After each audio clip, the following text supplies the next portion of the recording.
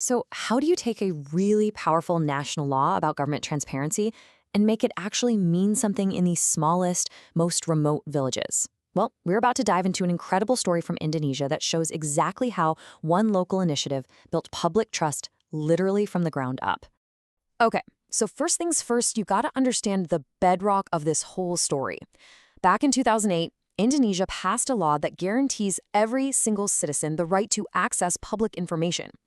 This isn't just a nice idea, it's the law. Budgets, official documents, it's all supposed to be an open book. And that really is the million-dollar question, isn't it?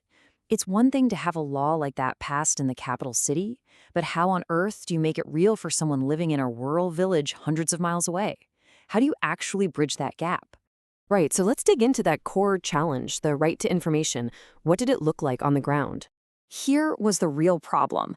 Legally, village governments had to be transparent, but there was no system, no standard way for them to actually do it. And when people can't see what's happening with public money, trust just evaporates. It creates this huge divide between the community and their own local government. But this is where things get really interesting. In one part of the country, a local official looked at that gap and didn't just see a problem, he saw an opportunity for a truly creative solution. And it all comes down to this one person, Andi Ayatollah Ahmad. He was an official from the Bulukumba Office of Communication and Informatics. He saw this disconnect between the national law and village life, and he basically decided, you know what, I'm going to build the bridge myself. He came up with this really catchy name for his project, Info 4D.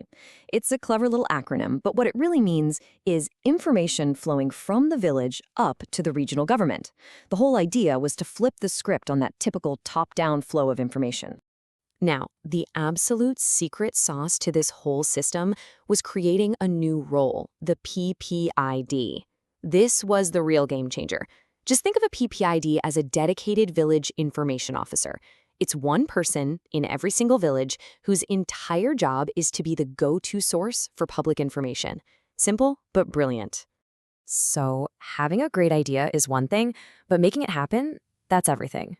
Let's get into the nitty-gritty of the action plan that turned this idea into reality. The very first and probably most important step was getting buy-in from the top. And wow, did they get it. This quote from the region of Bulukumba, who's the head of the whole region, says it all. This was a clear signal to everyone that transparency was now a major priority. And they didn't just wing it. They followed this incredibly clear, logical roadmap. It all started with building that initial support, then getting an official mandate. Only after that did they start forming the village units and finally training everybody for the big launch. It was this step-by-step process that made it work. And here's the clever part. How they actually executed that roadmap. It was this perfect blend of the formal and the informal. Yeah, they had internal meetings, and they issued an official region circular letter, a formal order to create these PPID roles.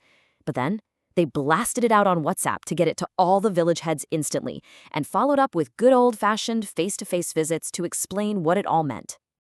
Okay, so all of this groundwork, all of this planning, it was all building toward one absolutely pivotal moment, empowering the village officials themselves. I mean, just picture this.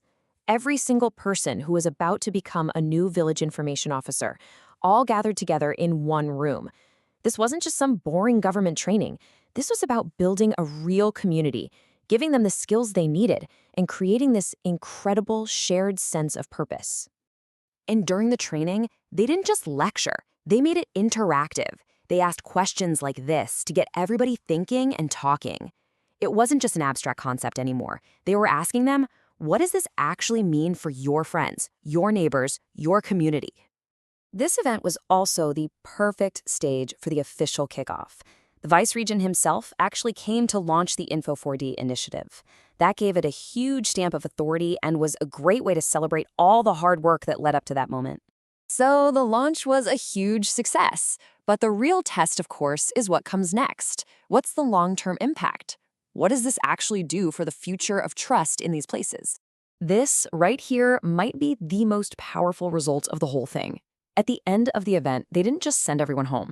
They created a permanent forum for all the new village information officers. This wasn't a one-and-done deal. It was a lasting network for them to share ideas, get support, and keep improving. So when you step back, the lasting impact is so clear. Info 4D didn't just create a new job title. It helped build an actual culture of transparency. It forged a permanent channel for communication. It made it way easier for regular people to get information. And maybe most importantly, it started rebuilding that crucial bond of trust with local government.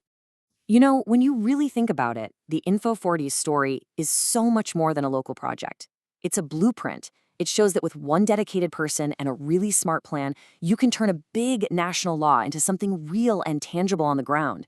It really makes you wonder, what could a model like this unlock for other communities around the world? Maybe even your own?